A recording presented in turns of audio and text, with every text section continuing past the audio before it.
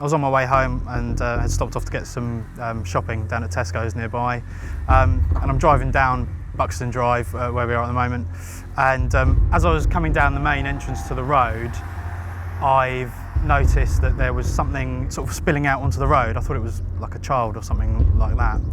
So I've pulled over just to see what it is in case it was a child or animal running out into the road. And I've looked back and I've seen two figures sort of leaning over a third. So I've jumped out of the car and I've seen them sort of landing blows on the person, punching him on the floor. So I've shouted out to them and they sort of looked up and then run off down the road. I've noticed that the second of them has slowed down and isn't that far away from me and was walking. So I've started running after him. He's built back up to a run and I managed to grab hold of him and ended up tackling him to the floor. From then it was a struggle on the floor, essentially, with him trying to get loose and I'm trying to control him.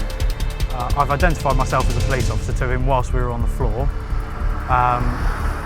And then from there we've sort of got back up and he's managed to get onto his feet and I've ended up pinning him against a parked vehicle. So at that point it was fine. I've gone to then ring for another unit to come and support me, but my phone was completely out of battery, it was completely dead. I've told the victim to try and call someone because I'm here on my own with this guy.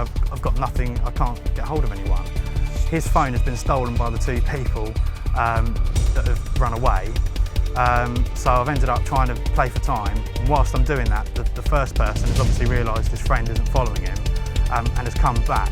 And in his front hand, he's got a screwdriver and a hammer, which he's then started pointing at me, shouting at me to let go of his friend. In his back hand, he's got sort of a large spanner, which he's sort of got cocked, ready as if he's going to swing for me.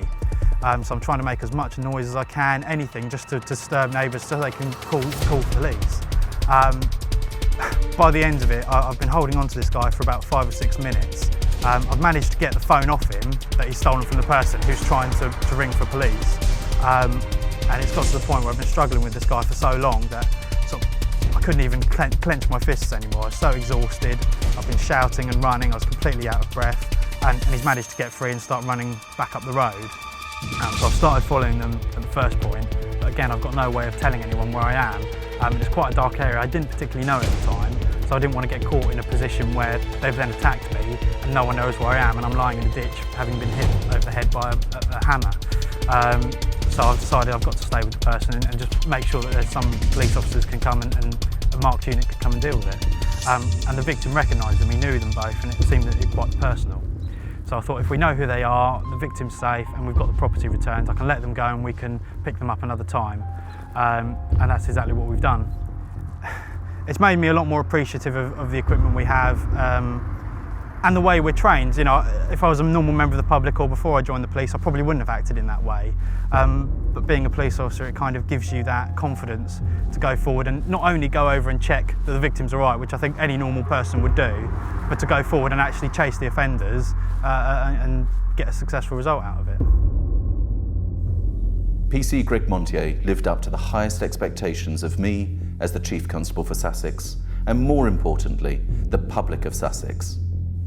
He put himself into harm's way, fulfilling the duty of every police officer, even though he was off duty at the time, to protect a man who is under severe attack from two offenders.